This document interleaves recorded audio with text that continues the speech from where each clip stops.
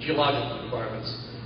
When this part of the review verifies that the injection zone is isolated, that it's adequately isolated by permeable strata from basically quality water. As you know, those of you who have taken some geology classes, geology is sort of like a cake, and there's layers up there, and this must be deep, and it must have clays and shales above it. Those clays and shales must equal a thickness of at least 250 feet. That is the minimum requirement for the Railroad Commission, 250 feet of clays and shales. I wanted to talk a little bit about the layers of protection. This will go into the surface casing, the production casing, and finally the tubing and pattern. These requirements have been in existence since the early 1980s. They're national standards, they're not just Texas standards. These are the same standards that every state or the federal government enforces. First is statewide Rule 13, and applies to all wells. It's sort of an umbrella rule. It stretches over every well that's drilled, and every well that's drilled requires surface casing to be set to the depth of the groundwater. That's the BUQW, given by the TCEQ, to protect it before drilling beyond that depth and into deeper formations. What does it do? Well, it acts as a protective sleeve through which the deeper drilling then occurs. So it's a fairly large pipe. And what we're going to be looking at here is just think of large straws to smaller straws to smaller straws to smaller straws. Each one's fitting inside the other, each one going deeper. Because that is how an oil and gas well is drilled and completed. Statewide Rule 13 applies to all Railroad Commission wells. You must have enough cement to fill to 600 feet above the chute or the surface casing. Statewide Rule 9 applies to all Railroad Commission disposal wells. It's specifically for injection wells. So we have a general rule, and then we have a very specific rule.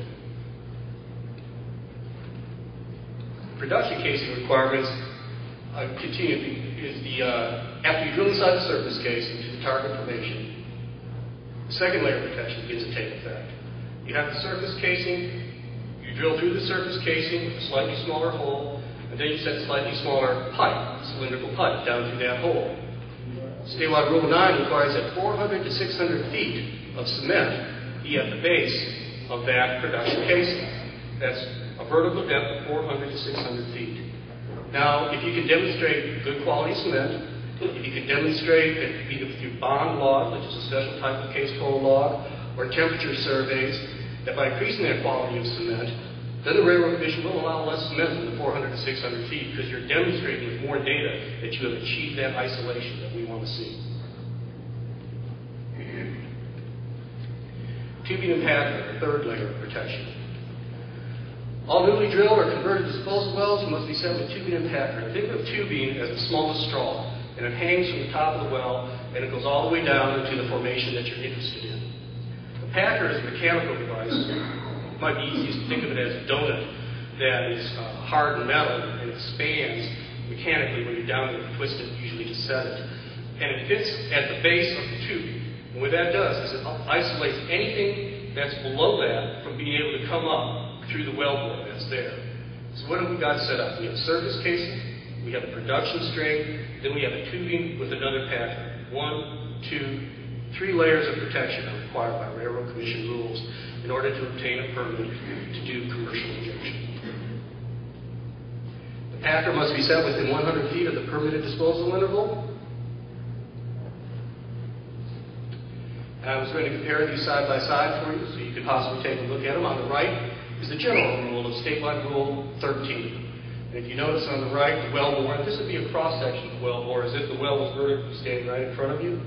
If you look to the right, there's 600 feet of cement up above the casing sheet. You can also see what we would call the smallest straw, the tubing in the center of it, and the blocks with the X's is the graphic representation of where the pattern would be set. Now, for statewide Rule 9, with additional information, the operator can demonstrate different types of cement. If he's going to calculate, which means just using the sacks of cement and the volume that you're going to fill, then he must get to 600 feet, or if he's using a very high quality of cement, the rule will allow him to get to 400 feet. If you run a temperature survey, and a temperature survey is really a high-tech thermometer that's lowered in the well. And as cement cures, it gets hot. So when you get to the top of the cement, suddenly it gets cool. And if you can run a temperature survey, you can demonstrate that you have 250 feet as your top of cement. Railroad Commission rules that allow the permit to continue. If you run a cement bond log, and a cement bond log is an acoustic log that reaches out into the formation and measures what the quality of the cement is, and you can tell by looking at that bond log what the quality of the cement is, what the bond of cement is, if there's any challenge, then you can have, according to Railroad Commission rules, 100 feet of top quality cement. You can begin injection because you've isolated the zone fully.